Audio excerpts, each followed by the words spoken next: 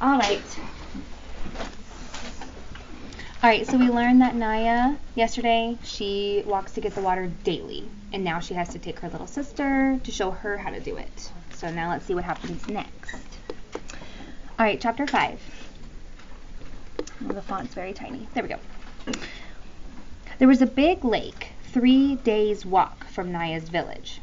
So she didn't say like 30 minutes away. She said 3 days' walk. Okay.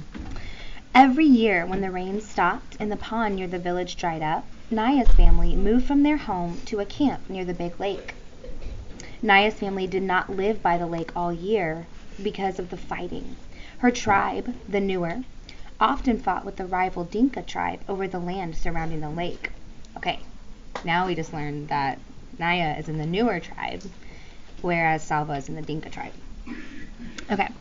Men and boys were hurt and even killed when the two groups clashed.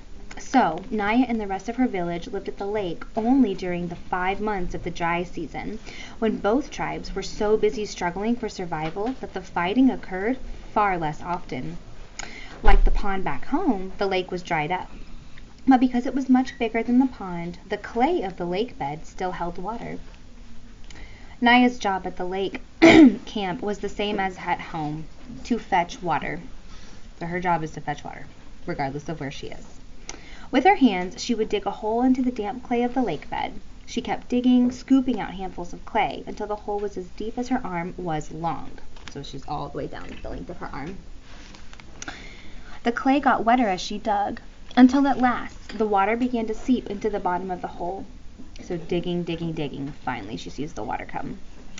The water that filled the hole was filthy, more mud than liquid. It seeped in so slowly that it took a long time to collect even a few gourdsfull. Naya would crouch by the hole, waiting for water, here, for hours at a time, and every day for 5 long months, until the rains came and she and her family could return home. Okay, so we should definitely say that Naya, part of Nuer tribe.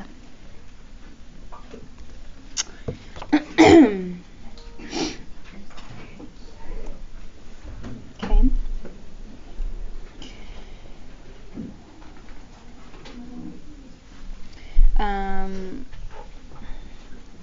All right. Well, I'll say there's a lake near the village, but that's okay.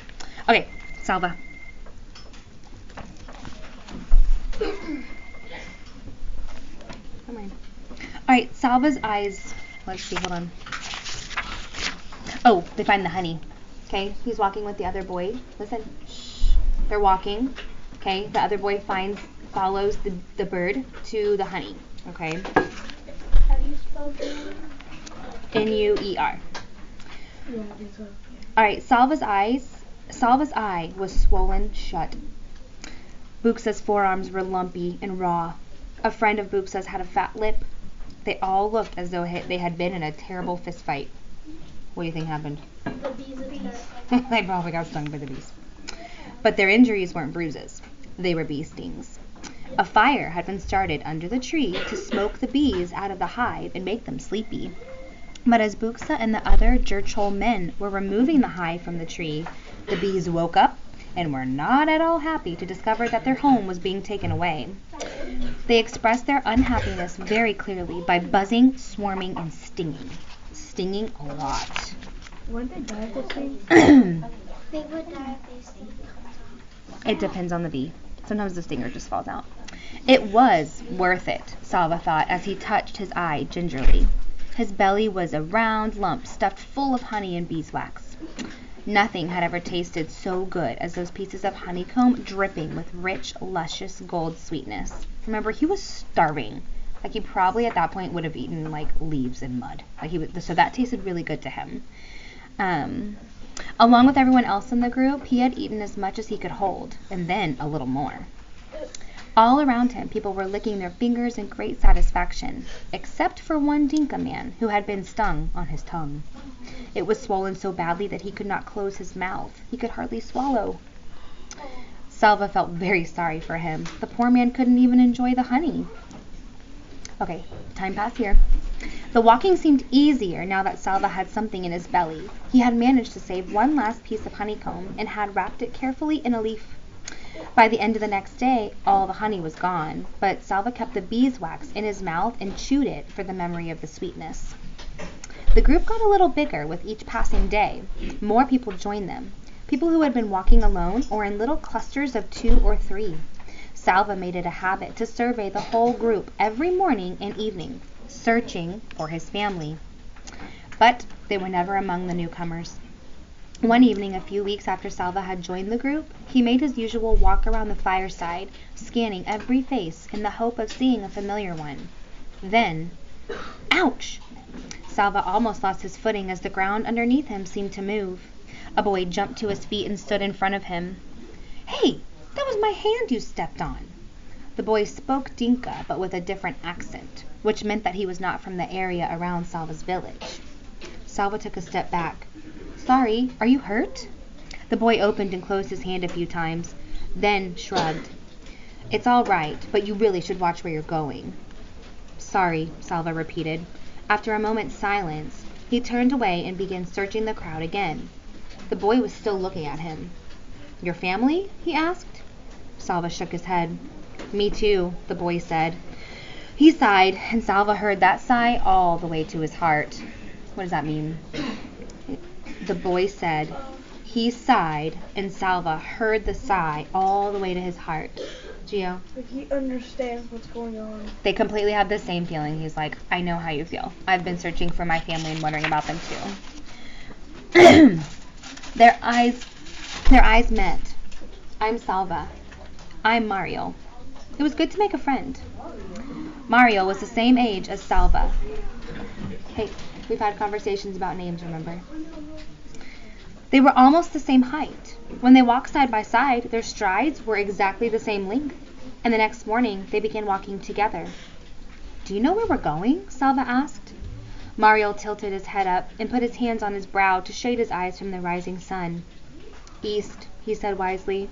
"We are walking into the morning sun." Right, rises in the east, sets in the west, so that's how we kind of figured it out. Salva rolled his eyes. "I know we're going east," he said. Anyone could tell that. But where in the east? Mario thought for a moment. "Ethiopia," he said. "East of Sudan is Ethiopia." Salva stopped walking. "Ethiopia? That's another country. We can't walk all the way there." "We are walking east," Mario said firmly. "Ethiopia is east." And then in his head, "I can't go to another country," Salva thought. "If I do, my family will never find me." Mario put his arm around Salva's shoulders. He seemed to know what Salva was thinking, for he said, "It doesn't matter. Don't you know that if we keep walking east, we'll go all the way around the world and come right back here to Sudan? That's where we'll find our families." Salva had to laugh. They were both laughing as they started walking again, arm in arm, their strides matching perfectly. So they're like laughing, like, okay, we're going to walk all the way around the world, okay. More than a month had passed since Salva had run from his school into the bush. Okay, so it's been a month since they were at school and the teacher's like, go away from the village. So they've been kind of walking and moving for a month. The group was now walking in the land of the Atuat people. So another tribe, it sounds like. In the Dinka language, the Atuat were called the people of the lion. Their region was inhabited by large herds of antelope, wildebeest, nuss, and the lions that preyed on them. The Dinka told stories about the Atuat. When the Atuat person died, he came back to earth as a lion, with a great hunger for human flesh he once had. The lions in the Atuat region were said to be the fiercest in the world.